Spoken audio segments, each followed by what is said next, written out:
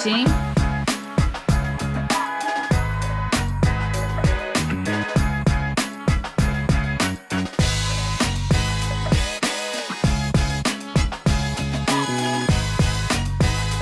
Good evening. I certainly want to welcome everyone here to this meeting of the Durham City Council, which I'm calling to order tonight at 7 o'clock on May the 4th. I want to welcome everyone who is watching us on whatever medium you're using to watch this meeting. We welcome you to this meeting of the Durham City Council.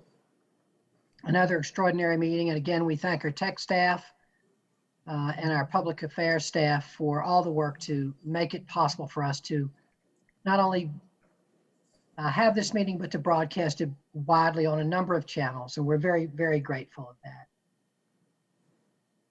I want to, before our moment of silence, I want us to think about we've had 24 people in Durham now who have passed away from COVID-19. And I hope we can think of them and keep them in our thoughts during our moment of silent meditation. I also want to mention the passing of Mr. Kenneth Edmonds. Mr. Edmonds was in a long family line of publishers of the Carolina Times, an incredibly important institution in our community. And Mr. Edmonds passed away in this week. So I want to remember him as well. So we all please join me now in a moment of silence.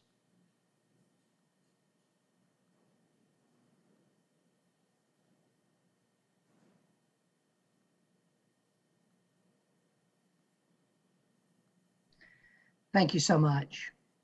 And now, Councilmember Reese, I'll ask you if you will please recite the pledge.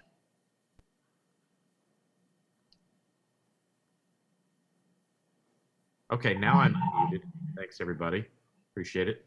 I'll get there eventually. All right. I pledge allegiance to the flag of the United States of America and to the republic for which it stands, one nation, under God, indivisible, with liberty and justice for all. Thank you very much, Councilmember Reese.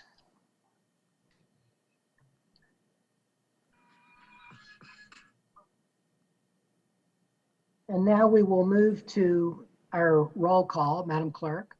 Mayor Schewel. Here. Mayor Pro Tem Johnson. Here. Councilmember Caballero. Here. Councilmember Freeman. Present. Councilmember Middleton. Here. And Councilmember Reese. Here. Thank you. Thank you very much. And now we'll see if there are any announcements by members of the council. Colleagues, any announcements? Speak up or raise your hand. Councilmember Middleton. Thank you, Mr. Mayor, and thank you, colleagues. Good evening to you, and good evening to everyone that's watching.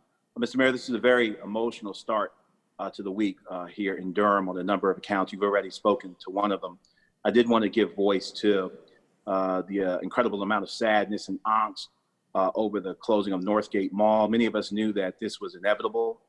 It was coming, but certainly COVID-19 has accelerated it. And I just want to give voice to generations, really, of people that went through the rites of passage of adolescence at Northgate Mall. It wasn't just about shopping.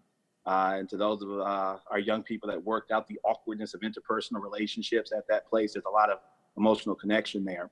I do want to say that in meeting with the developers, the new owners of the mall, one of the constant themes that I know my colleagues sounded out, and I certainly sounded out, was assuring that aid would be given to businesses that were displaced, aid in terms of relocation and continuation of business activity. I'm calling and hoping tonight that the developer, although we know they're under immense stress, financial stress because of COVID-19, would still honor their commitment to provide as much assistance as possible to displaced businesses, folk who were already dealing with business interruption, who now have added to that an effective eviction. And I don't mean that on fault of the developer, but they basically were out of business because of COVID-19 and now essentially need a new place to do business when they come back. So I want to encourage the developer and the new owner to the best of their ability to lean into their commitment to provide that assistance to those displaced merchants. I also anecdotally understand that the owner has been reassigning some of the now unemployed workers at North Cape Mall to other properties that they own. That's anecdotal. If they are, I want to commend them for doing that, but I also want to push them tonight. I'm sure they're monitoring to do that as comprehensively and as equitably as possible for all of the employees that are there at the mall. So with that, I know there's a great deal of sadness and a great deal of concern throughout the entire business community here in Durham, and I just want to give voice to that tonight. Secondly, Mr. Mayor, you spoke to the incredible legacy of Kenneth Edmonds, and there's a great deal of grief and sadness and pride, not only in the African-American community tonight, but the journalism community. You're a journalism guy, Mr. Mayor. One of the most effective weapons that folk can use against an oppressed people is taking their voice, denying them access to information, controlling the narrative, and controlling the information that they receive. And the Black press has been in the vanguard of pushing back against those type of tools that have so often been employed against the oppressed. And Kenneth Edmonds was right there. He succeeded, of course, the legendary Lewis Austin in assuming the mantle of leadership at the Carolina Times. I remember reading the Carolina Times to get my information, and then one day started showing up on the pages of the Carolina Times. So it's a deeply important piece of history, not only for me, but for so many in the African-American community here in Durham, around the state of North Carolina, and indeed in the country. The Black press is indeed an endangered species, independent Black press. So I just want to honor the memory of Kenneth Edmonds tonight and give voice to the collective grief and pride of the work that he did for the city. So just want to say hail and farewell to our brother, Kenneth Edmonds, and may God bless and comfort his family. May God bless and protect our city. Thank you, Mr. Mayor. Thank you very much, Councilmember Middleton. Are there any other announcements? Anybody else? Yes, Mr. Mayor. Councilmember Freeman. Thank you. I appreciate Councilmember Middleton's comments, and I want to associate myself with them, and noting that along those lines of the business community reeling in the face of this pandemic, I noted previously, that there was a fund that the community was working on the side of those most vulnerable in this pandemic in business. And I want to say that we're finally up and running. We have had the support of North Carolina Central join, the School of Business join, and I look forward to having more conversations with council on how to be supportive beyond just in a community. So I'm doing this through Episcopalians United Against Racism within Poverty Durham and Communities in Partnership, and Resilient Ventures with North Carolina Central. But I would like to figure out how we do this as a council with the county to support some of the small businesses in our community, because it is important to note that a lot of our small businesses will not qualify for those PPP funding, the Payment Protection Program funding, and the economic, I'm gonna mess that EIDL up, but I did write it down. But the funding that has been made available federally and through our state, noting that the CARES funding that's limited by population size. I mean, I think that there's definitely a big lift that we're gonna have to do, and we're gonna have to make here in our city. And I wanna make sure that we're letting folks know that we're hearing you, and we're here, and we will not be turning away. And along the lines of Councilmember Middleton's comments around losing such a great part of our community, and noting that Mr. Edmonds, I mean, I recently met him, and just knowing the power that he pushed or propelled through the Carolina Times, it's going to be hard to replace that. And I want to note that it's important that we support our local students who are in this field. There's not a lot of press here locally, professionally, and so we've become more reliant on what we do have, and that's just not it's almost as if all press is becoming a relic, and it's just unfortunate for democracy. And so I just want to note that it's becoming an issue to note that this loss just kind of put it into perspective, just what's happening as we lose another in our community. So I want to thank you for that, and just share the update. Thank you. Thank you, Councilmember Freeman. And we'll look forward to hearing more If there's a website already for the fund, let us know that. We've all been getting lots of emails from folks on small business assistance, and I'm looking forward to hearing more from our administration on that. All right. Any other announcements? Yes, Mr. Councilmember Mayor. Reese. Thank you, Mr. Mayor. I want to thank Council members Middleton and Freeman for bringing those issues up. I just wanted to point out that with respect to Northgate Mall, the folks who live in the Walkout community directly adjacent to Northgate have been organizing for quite some time around the future of that property. And I hope that we can all continue to work with them and the developer as we move forward to make sure that Northgate continues to be and carries forward the legacy of what a great asset it has been to our city and our people. I just wanted to call out the folks at Walltown who've been working so hard on this issue for the better part of the last year. I know that I think many, or if not all of us, have met with them within the last 6 months or so to talk about their vision for Northgate. And so I'm just excited to see that partnership go forward. But obviously the untimely closure of Northgate causes a considerable amount of distress for the business owners that work there. And I appreciate Councilmember Middleton bringing up those businesses and lifting them up. Also wanted to highlight what you said, Mr. Mayor, that our staff is hard at work on developing the city of Durham's response to the needs of our small business community. And I know that we're going to be hearing more about that in the days and weeks to come. I appreciate all the messages that we've received from Durham residents and others who have reached out to us by email in the last couple of weeks to talk about the special needs of our small business community, and look forward to working with staff to get that program into the field as soon as possible. Last thing I wanted to say, Mr. Mayor, the last announcement I wanted to make is the days are long and the years are short. My daughter, Elle, my older daughter, turned 12 years old today. That seems inconceivable to me, but here we are. I know that each of you has, most of you have children that have surpassed that age already, so you have been where I am. But I'll just say that one of the best things about my job is that I get to work with amazing people like the 5 of you to build a city for the future of our children. And days like today remind me of why this is the best job I've ever had. So anyway, that's all I wanted to say. Thank you, Mr. Mayor. Thank you, Councilmember Reese. And I'm glad to hear that Al is a Duke fan. Mr. Mayor, I will always hold you personally responsible for teaching her the Duke fight song.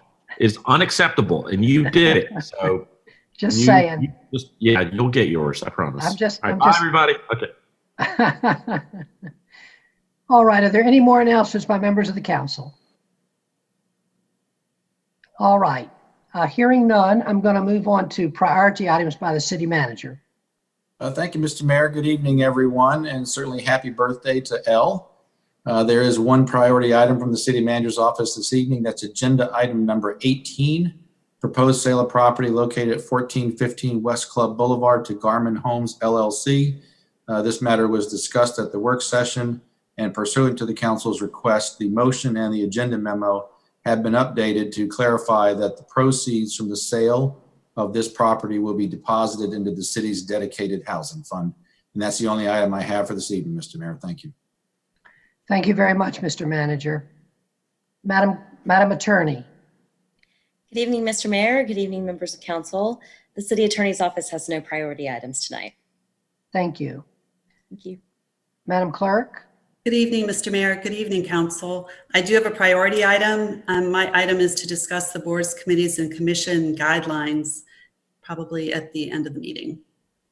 Thank you very much, Madam Clerk, and we will do that. Thank you for bringing that up. And we've received a copy of those guidelines from Councilmember Caballero, and that she and Mayor Pro Tem had worked on as our little committee on that, and I appreciate that. And we'll take that up at the end of the meeting. Thank you. We will now move to our consent agenda. The consent agenda can be approved by a single vote of the council. Any council member or member of the public can pull an item from the consent agenda, in which case it will be taken up and voted upon at the end of the meeting. The consent agenda, item 1, approval of city council minutes. Item 2, Citizens Advisory Committee appointment. Item 3, Durham Bicycle and Pedestrian Commission appointments. Item 4, Durham City County Appearance Commission reappointments. Item 6, Durham Performing Arts Center Oversight Committee appointments. Item 7, Durham Workers' Rights Commission appointments. Item 8, Participatory Budgeting Steering Committee appointments. Item 9, Recreation Advisory Commission appointments. Item 10, contract with Housing for New Hope to serve as the unsheltered coordinating agency. Item 11, Amendment 1 to CN 14605, Lake Mickey and Little River Raw Water Pump Station Improvements Design Phase. Item 12, West Club Boulevard Corridor Utility Rehabilitation, Amendment 1 to the Professional Engineering Services Contract. Item 13, Bid Report, March 2020. Item 17, Proposed Lease for Police District Number 1 Substation at 915 Holloway Street. Item 18, Proposed Sale of Property located at 1415 West Club Boulevard to Garmin Homes, LLC. Item 19, Second Amendment to the Processing and Marketing Recyclable Materials Contract. Item 20, Durham County Transit Plan. You have heard the consent agenda, and I will accept a motion for its approval. Mr. Mayor, just one item, item 20. I didn't want to pull it. I just wanted to make a note to say that I appreciate that the workforce statistics were added. Thank you, Councilmember Freeman. Thank you. And I move that the agenda be accepted. Thank you. Is there a second? Second. It's been moved and seconded that we approve the consent agenda. I'm going to ask everyone to raise their hand so we can all see it. The clerks, we have some new rules that don't apply for. All right, Madam Clerk, I'm seeing everybody's hand. The ayes have it, and the motion passes unanimously. Thank you, everybody. Thank you very much. We're now going to move to our only other item on the agenda, which is the discussion of the guidelines for digital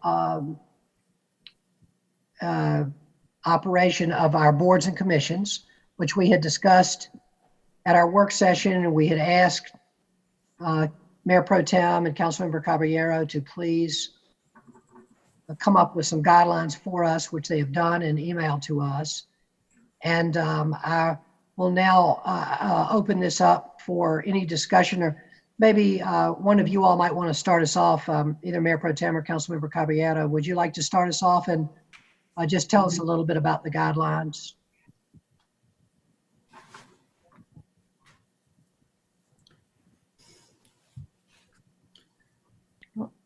Can't hear you, Jillian.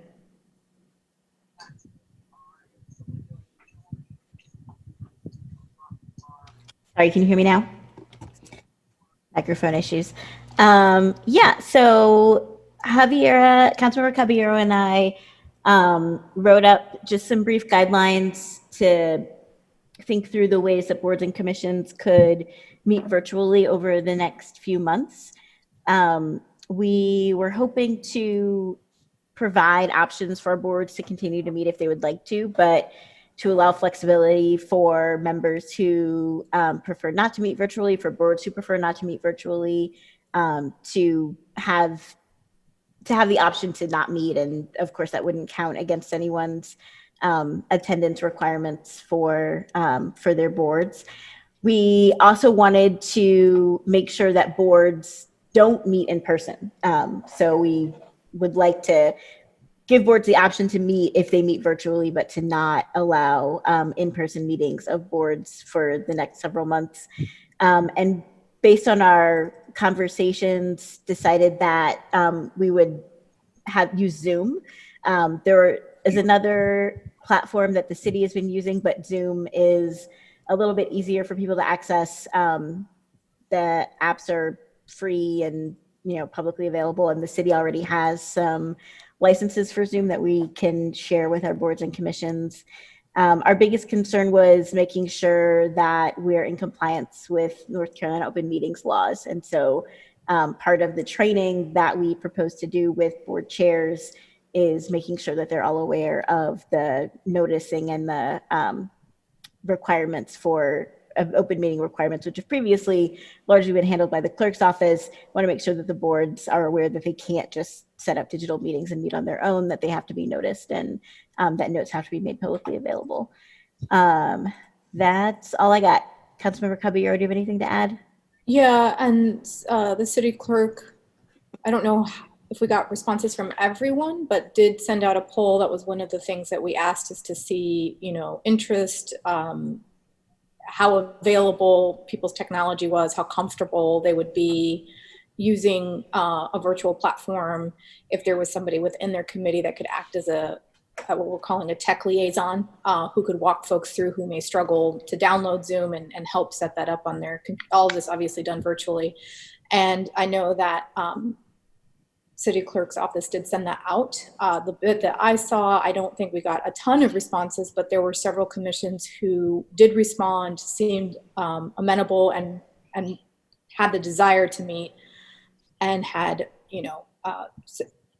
also knowing that there could be somebody on their commission that could act as that tech liaison. But she may want to comment further around what kind of response we got. Thank you all both very much. Madam Clerk, would you like to comment on the response to your poll? Sure. I received responses from approximately 10 boards and committees, two of which, one is the Planning Commission, the other is the Board of Adjustments. And those boards in particular conduct quasi-judicial proceedings as well as public hearings. And that is something that has not been done with some of our peer cities in North Carolina as of yet. Raleigh is expected to conduct their first public hearing on May 11th. So we should have more information about how that would go. But the other boards that did reach out, the majority of them do have the capabilities to conduct the Zoom meetings and the willingness to do so. So I think that it's really, the ball is in your court when it comes to considering if it's something that you want to proceed with or not. But like I said, the majority, the overwhelming majority of the boards and their members are willing to participate in virtual meetings. Thank you, Madam Clerk, and thank you for the extra work that you all are having to do in the clerk's office to make this happen. And we know it's a burden and we appreciate it. Okay. Colleagues, any discussion at this point of the guidelines? I was very comfortable with them. I think they were very much in the spirit that we had discussed last week. And is there anyone that has the particular guideline that they would like to discuss, or any issues around this at all? Madam Attorney? Thank you, Mr. Mayor. I just wanted to bring to the council's attention that, the governor did sign Senate Bill 704 today, which created some new processes for remote meetings for all levels of government. And we might just want to be mindful as we're kind of firming up some of these processes. One requirement is that remote meetings shall be simultaneously streamed live online, so that simultaneous live audio and video, if any public meeting is available to the public. So I know that's something that we've been doing for council meetings. Whether we're equipped to do that for our boards, commissions, and committees, I'm not sure. I know that it takes a lot of staff labor and effort and talent to pull that off. So please keep that in mind. But I think that's the most critical aspect right now. There were also provisions for quasi-judicial hearings, which we can discuss at a later time. But for the purposes of the council, boards, committees, and commissions, I just wanted you all to be aware of that requirement. I have not had a chance to really dig into all of the legislative changes, but we will send you guys an update on that as soon as we can. Thank you, Madam Attorney. Let me ask the city manager, and then I'll ask you, Mayor Pro Tem. Thank you, Mr. Mayor. Certainly that latest nuance from the law is an issue that we would going to need to follow up on. 20 to 30 boards and commissions, potentially it would be literally impossible for our public affairs staff to support that. We are certainly prepared to support the Planning Commission activity and the Board of Adjustment. We met on that today. But if we had a requirement to stream the other boards and commissions, I think that's going to present a pretty significant challenge for us. Also, just another necessarily minor item, but the city does have a number of licenses for the Zoom platform. A number of them are committed. I think we have a total of 7 other licenses that departments can basically check out, so to speak, if they want to use them. I think we're going to either have to have some conversation about how those licenses are managed with this many boards and commissions that might want to utilize them. We would not be in a position of granting a license to a particular board or commission. We would have to kind of library them in some fashion, but we would need to be sensitive to how often they could be used or the prioritization of their use, acknowledging that while all our boards serve a purpose, the variety of purposes are differ. And so either the city may need to purchase additional full licenses if that many additional boards want to pursue these opportunities, but maybe that's a moot point if we can't get past the broadcast issue that the city attorney brought up. Thank you, Mr. Manager. Mayor Pro Tem? Thank you, Mr. Mayor. We did discuss the issue of having the meetings being publicly viewable. In our guidelines, there is a requirement for the meetings to be viewable publicly online. It is not, in order for them to be viewable publicly online, it is not necessary for them to be streamed to Facebook or YouTube. The Zoom platform has a feature whereby observers can view the meeting in real time by just clicking on a Zoom link. There's a webinar functionality that would actually probably be best for boards and commissions to use rather than just an open meeting where anyone can join, because then just the board and commission members are viewable and are able to unmute their microphones and speak, and everyone else is an observer. And they can choose to allow observers to speak or not, depending. But that feature, I think, would satisfy that requirement. And I was going to ask our city attorney if she could weigh in on that. So that's great. That shouldn't be a problem. The issue around licenses, we looked at the times that different boards and commissions meet and determined that if everyone were to stick to their regular schedules, which of course we know that doesn't always happen, but if everyone were to stick to their regular schedules, the maximum number of boards that would ever be meeting at the same time is 3. And so a library system would require a maximum of 3 licenses be available for boards and commissions at any time. And that was like one day out of the month. At most times there would only be 1 board meeting, and very few times 2, and then once 3 over the course of a month.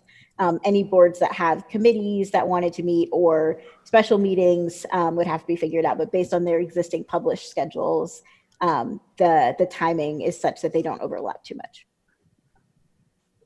Thank you. Could I ask the city attorney, do you agree with the Mayor Pro Tem that what she has described would meet the requirements of the law or not?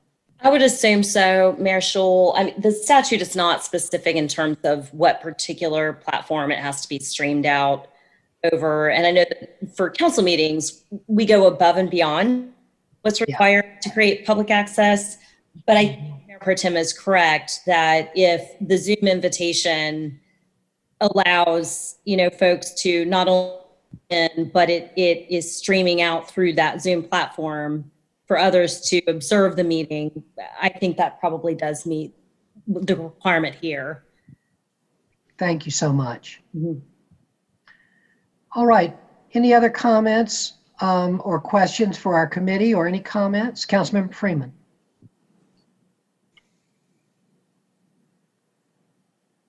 I think just a comment to say, I do believe that the platform also allows for question and answer as well. So it's just not observable, but they can actually interact if they have a question.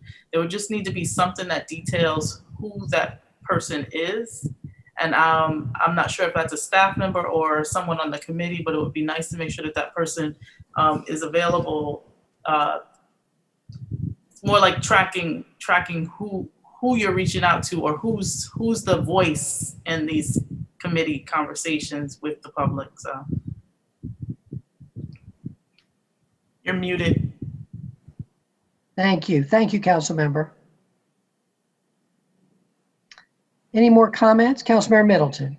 Yes, thanks, Mr. Mayor, and I thanks to the city attorney for that caveat. But that caveat notwithstanding, I do want to just commend and thank the J team, Councilor Javier and Councilor Jillian, for the work that they've done for running point on this. There were two paramount issues I think that we discussed. Mr. Mayor, you alluded to them. One, not to mandate the meetings, and two, not to mete out any penalty if you can't make it. And they kept faith with both of those issues, and I think they did a great job. So that's my thanks and commendation to them for running point for us on this. Thanks, guys. Thank you, Councilmember. Councilmember Reese. Thank you, Mr. Mayor. I want to thank Mayor Pro Tem and Councilmember Caballero for putting together what are some pretty good comprehensive guidelines for allowing our boards, committees, and commissions to move forward in a virtual way, at least through, I think it's like August 31st. Is that right? Oddly enough, that's my other daughter's birthday, but never mind about that. Duke fan. Yeah, no, not at all, Mr. Mayor.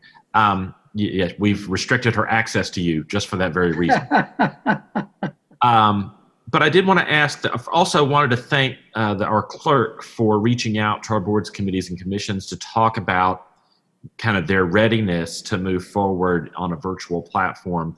But I did want to ask, Madam Clerk, if any of the feedback you got back from the boards, committees, and commissions talked about whether or not the person you were interacting with, and presumably the chair of the board, had done any outreach to their board members or fellow commission members to determine their ability and wherewithal during this ridiculous time we're all in to engage in the work of their board, committee, commission. I think one of the things that I've continued to be concerned about when we talk about restarting that part of our government process is that the ability to engage in the work of a citizen appointed board is in direct proportion to the ability to have the technology to do that remotely or the time and mental energy to dedicate to it. And those are often correlated in very dangerous ways with wealth and race in this society and in this city. And so the extent to which we open up this process on a voluntary basis for people that can, if they want to, who have the ability to do it, is fantastic, because our boards, committees, commissions add so much to our governing process, the life of our city, the engagement of our residents. But I do worry, does opening it up in this way such that it is only virtual through August 31st, does that privilege the voices on these boards, committees, and commissions that have not only the technological wherewithal, but also the time and mental energy to devote to it? And I'm wondering if, Madam Clerk, if you heard anything from the folks who reached out to you about those issues, number one, and number two, if the Mayor Pro Tem and Councilmember Caballero could speak to that specific issue, that would be great. Thank you, Mr. Mayor. Thank you for that question, Council Member. I did ask if everyone had the ability and the wherewithal to meet, not only technically, but also if they had the opportunity, with their current life situation. So I did ask that, and the majority of the folks said they did have the ability and the capacity to meet. Mayor Pro Tem. Thank you. Yeah, that's always a concern. It is something that we discussed. I think the unfortunate reality that we have not been able to increase socioeconomic diversity on our boards as much as we would like, and we're therefore, we're considering the budget amendment, which we're now, of course, putting on hold to stipend board and commission members in order to get more class diversity. The current reality is that the majority of our board members are middle class people who have resources and have access. There are, of course, people who are not, and we, want there to be more people who are less able to serve on boards and commissions by virtue of not having time to donate, not having to work and having unpredictable schedules and all of the issues that come with having less privilege. I think that we currently are in a situation where that's not as big of a problem as it could be. And based on our survey results, I think that's what we've found. Another reason that we chose Zoom is that it's very easy to access, for example, on a smartphone. And so the technological barrier isn't as high as for some other platforms. Of course, the time issue and the issue that many of us are facing of having children climbing over us all day long and not having the mental space to deal with these sorts of things are going to continue to be present for board members. I think that each board should really consider their ability to continue to meet and to include everyone in the process of deciding whether to hold virtual meetings, and that the board chairs and staff liaisons should check in with their folks and make sure that they can mitigate against that problem as much as possible. Councilmember Caballero. Yeah, that was also part of the, thank you, Mayor Schul.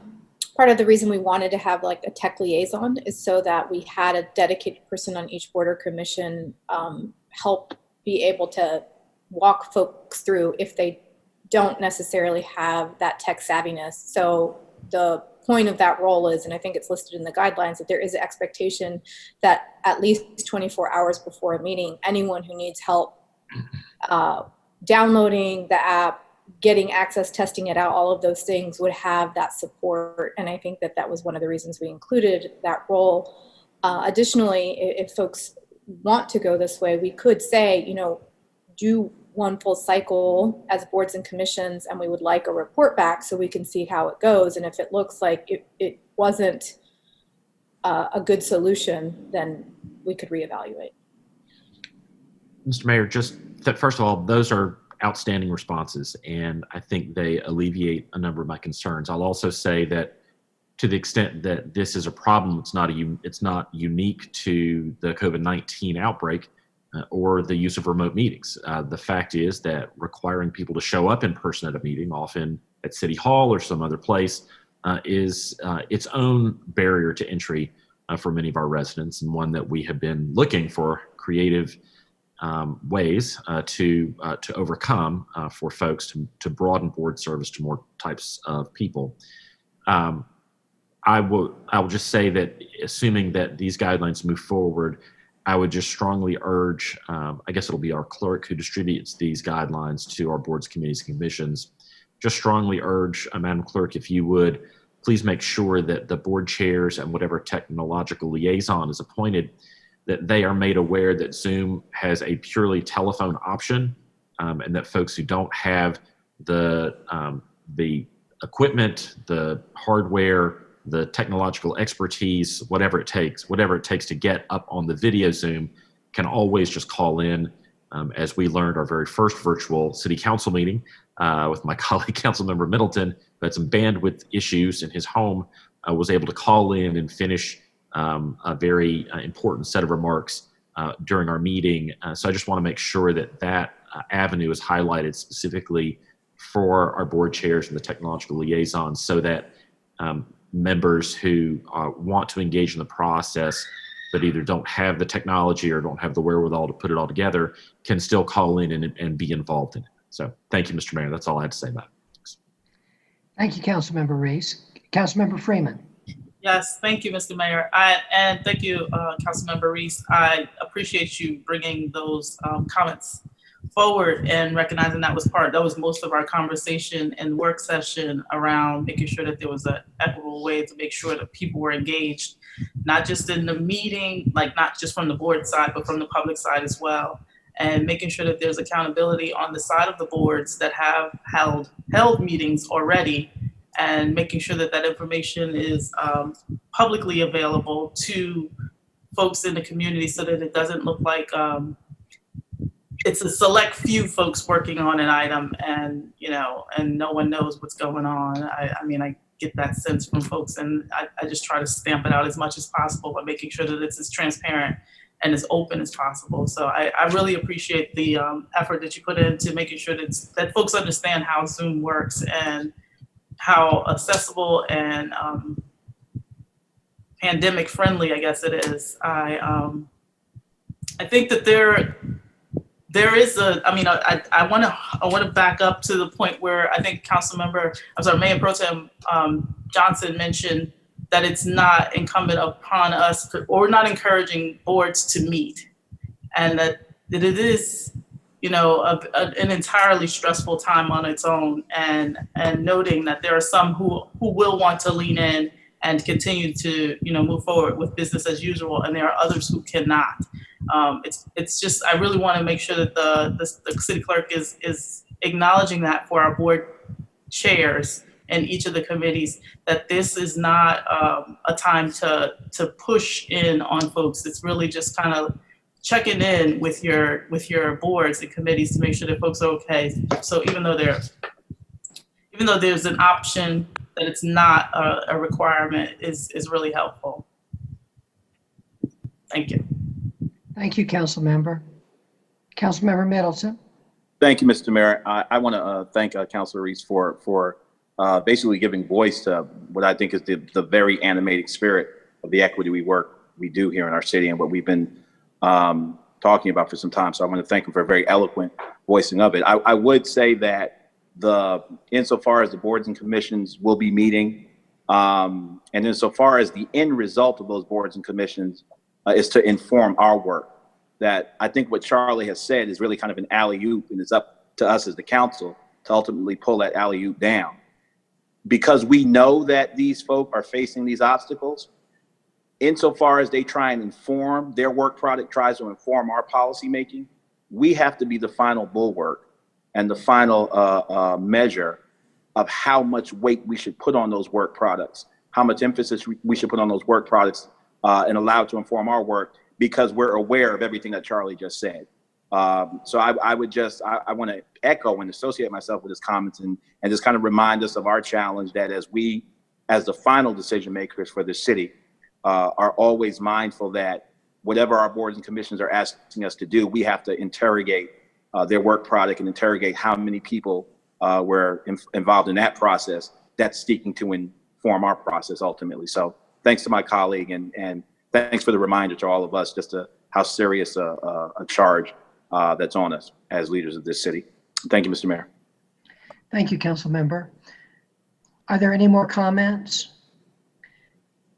If not, I will accept a motion that we approve the use of these guidelines. So moved. Second. Thank you. There's a motion and a second that we approve these guidelines, and I'm going to ask everyone now, all in favor, please raise your hand so that the clerk can see it on the screen. Apparently mine is not raising. Oh, you mean the virtual? There we go. Got it. Thank you. Thank you very much, Madam Clerk. The ayes have it and the motion passes unanimously. Colleagues, there being no more business to come before this meeting, I'm going to declare this meeting adjourned at 7:42. Night. Great to see everybody. I'll see you all on Thursday at the work session. Thank you. Have a good night, Good night. everybody. Good evening, everybody. Take care. Happy birthday, Elle. Thank you. Happy birthday, Elle. Bye. Good night. Guys, thank you. Thank you.